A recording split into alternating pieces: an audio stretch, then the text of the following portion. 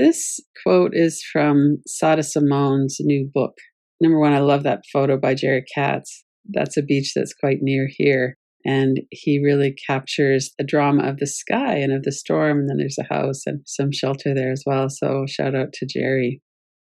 And with this quote from Sa, he's talking about being a community helps us shelter from the storm. And I'm sure we've all experienced that. And we've also all had the experience of not being sheltered so much. Depending on what our experience was, especially as a child, we might have really been supported and held in family and community as a child, or we might have developed that later in our adult life as well. If that's the case, then our brain, our neural networks, our nervous system will seek out people for support. And if we have had more experience of, I'm on my own, there's nobody here to help me, most likely most of our neural networks are built around protecting ourselves and isolating ourselves. And this theme that we're working on around social health and connection, we really see how damaging that is and what we're missing out on. We really all want to be in relationship. So one of the things that Sa is bringing forward here, there's nothing shameful about loneliness. We all long to be in connection. And there's a lot of reasons that we know of why people get into those feelings of, well, I'm alone because there's something wrong with me. And that's not actually true. The other thing that he really brings in is this bigger picture of connecting to each other, connecting to ourselves, feels good and it brings good, it creates good. And if we want to really be free, we have to do that in relationship. I think we all have different experiences with that as well. It's very powerful statements that he's making there. It's something that we explore all the time here and in our own personal lives. These are some pictures of me at different parts of my life. And the reason I did that is because each one of us has experiences. We each have a backstory. That picture of me with my flute, I was in a marching band and a concert band. I was probably 14, maybe 15 when that was taken. I look like I'm having a pretty happy life, and that was probably the most suffering I ever had in my life was during that time. And some of it was during the connection with the people at band. We have these complex situations, and we all have a background. I had a dad who had Kramer hair. Seinfeld wasn't around then, but he was embarrassing to me a lot of the time with that wild hair. And each person in this, and where I live now and different places I've lived, and that's me with my meditation teacher.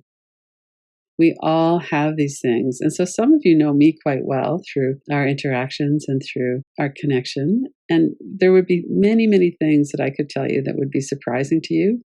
And if we were in a conversation, there would be many things you could tell me about you that would be surprising to me. So sometimes it's kind of what it looks like on the surface, and a lot of times we need to dig a bit deeper. The real practice here is to see each other as human beings, to really acknowledge that we have a range of experiences, we have a range of mental health situations. If we're driving and somebody cuts us off, we're probably not going to think about what's going on in his or her backstory. We're probably just going to be mad. We're afraid. There's a spike of fear, and then oftentimes we'll go into anger. What we need to know about other people, we don't need to know everything about other people. The purpose of this, and the reason that I'm bringing it forward, is to look for some kind of common ground. And if we are having a certain response to something, most likely other people are having either something the same or something similar. So let's take a moment and reflect on you. What would be in your collage of pictures?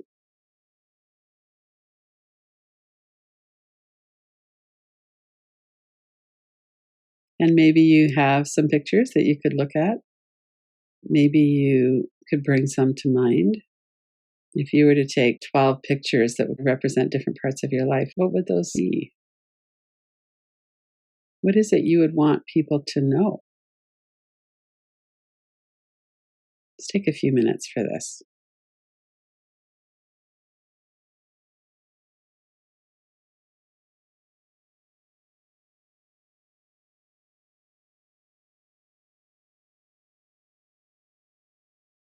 Some of those things will be things that we're really happy to have come forward.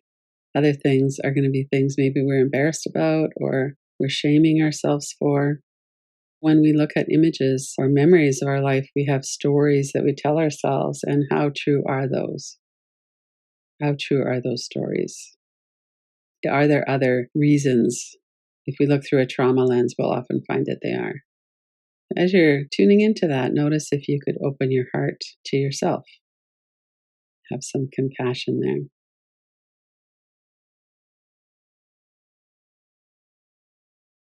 No one is at their best when we're in a survival response like fight or flight or freeze, or when we're believing something about ourselves that makes us feel shame.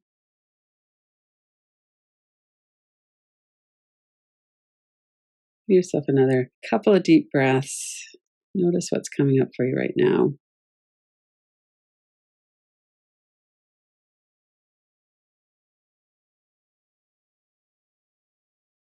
And then we're going to switch gears. This is something that it would be helpful to come back to, though, just to really look into what is my backstory? What would I like to have people know about me? And now, the harder part in some ways, maybe the easier part in some ways too, is what's their backstory? When we think about someone who's on the other side, it could be the neighbor on the other side of the fence. It could be someone who believes something really different than we do. It could be somebody who we feel a bit scared around. Bring to mind for this kind of inquiry, it's helpful to not work with a 10 out of 10.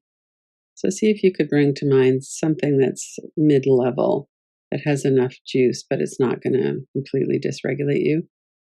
And then stay regulated as much as you can. So notice who it is you bring up. You might bring up a person, a group of people, could be someone in your family, whoever it is that comes up for you, and let yourself feel into that.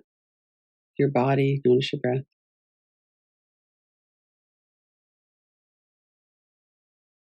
There's a lot of things that often happen right now. One is that we shut our heart down, we shut them out. They become not someone that we can connect with anymore. And then our mind will go into all kinds of justifications about that. Well, they're scary. They're going to hurt me. They're going to yell at me. In the bigger context, there's a lot of things that people do. Notice your own experience in your body. We're not right now trying to think about who's right or wrong. That's another thing that will often come up. Well, if they could only just see they're wrong in that and they're scaring me. Our mind goes into trying to engage with that because we feel a little bit less powerless. Connecting with our own body again. When we're looking at an intractable situation, maybe it's a family situation, a neighbor, whatever it might be that you're thinking about and working with right now, what does that feel like as you let that in? We feel powerless if we feel like there's nothing we can do to change. We might be in a fight response. We might be shut down and overwhelmed. But before we go on to them, notice what that feels like in your body right now. What are the emotions? What's the sensation, the energy?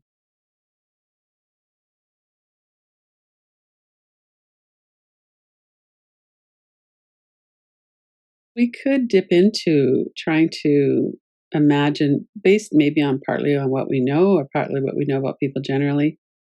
If you have a neighbor who's really intractable about something, is not being reasonable about something, you might know them quite well. You might not know them at all. Maybe they're playing their music really loud every night and you're not able to sleep. They're not open to discussing it.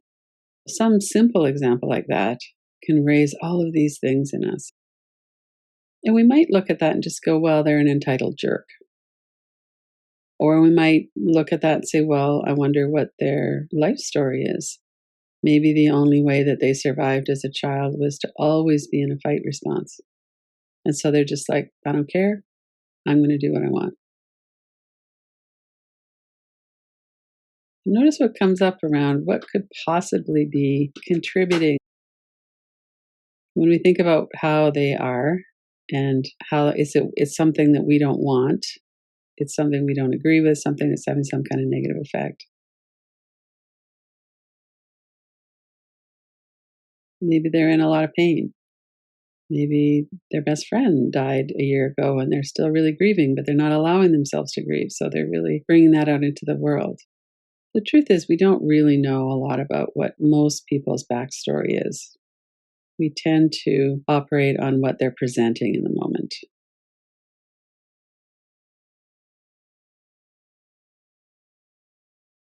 And I don't at all mean that we should be excusing everybody's behavior either. It's not what this is about. If we go to the next and do some inquiry, one thing that we could always look for is, am I objectifying them, or are they losing their humanity in my eyes? When we put somebody out of our art, or when we start to label them, oftentimes we've lost a common ground. We don't have to necessarily understand them. We don't have to forgive them for sure. We don't have to approve of what they're doing. We don't have to let them into our life. We can still have very strong boundaries. It's that dangerous tipping point where we go from, this is a person who I have a real problem with and I'm very angry with what's happening in me. Am I going into some kind of a survival response? And am I making them less than human in my heart? We'll take a few minutes to really see what's coming up around that for you. And working with this appropriately might mean that we go right into the sitting with it in our body. We might go right into opening our heart. We might say, this isn't something I want to do right now. I'm going to put that one back on the back burner for now. Whatever it is that we do, how we move closer and come back, that's part of working skillfully.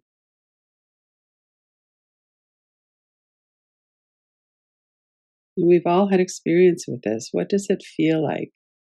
What are the thoughts in my mind? What does it feel like in my body when I'm shoring up my position? That justified, righteous anger, and putting them over there.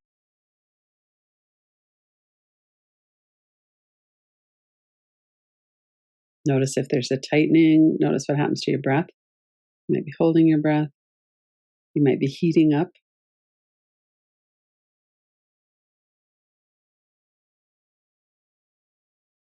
If you feel like there's something too intense or dysregulating, you can come back into regulating. You could hold your own hand, look around the room, put that image into a frame or do some tapping.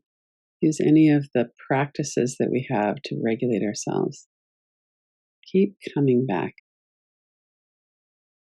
When you bring that person to mind, what comes forward?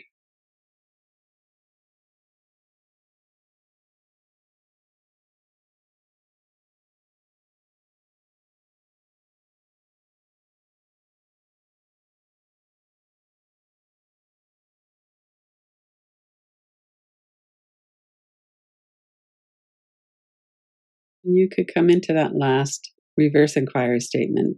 It's something that we would like to be more true sometimes. We know it's somewhat true, maybe not all the way. But if you were to say that to yourself, I acknowledge that they too are a human being with their own reasons, even if I vehemently disagree with them, I acknowledge that they're a human being. Notice the complexity of your response to that.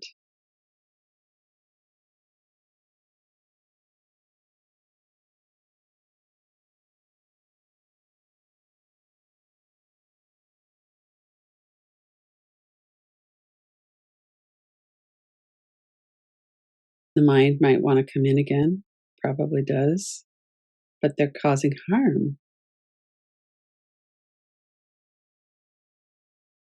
I can't let that go on. It's not okay. Just for now, we're letting go of that, or we're letting it go to the background. The right or wrong, there are things that are right and that are wrong. So we're not saying anything about that. We're just looking at, how does it feel in my body?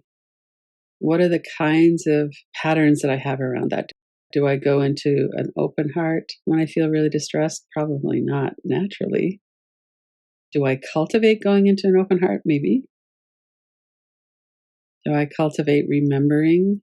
I could regulate myself. I could extend the acknowledgement to them that they are also a human being, even though they might be doing great damage, that they are also a human being. They have their own backstory, they have their own experience.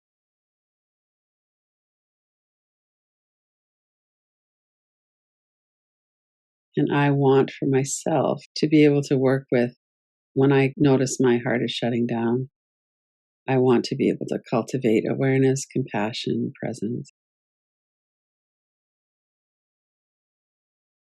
Let's take another minute or so to feel that. You can put your hands on your heart if you want, or take a few breaths. You might want to stand up and do some shaking.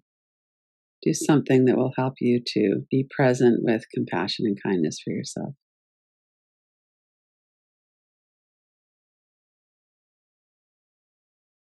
This is really hard. It's easier with some people and situations, and really a lot harder with others. And we have a good heart and we want to do this. We could acknowledge that as well.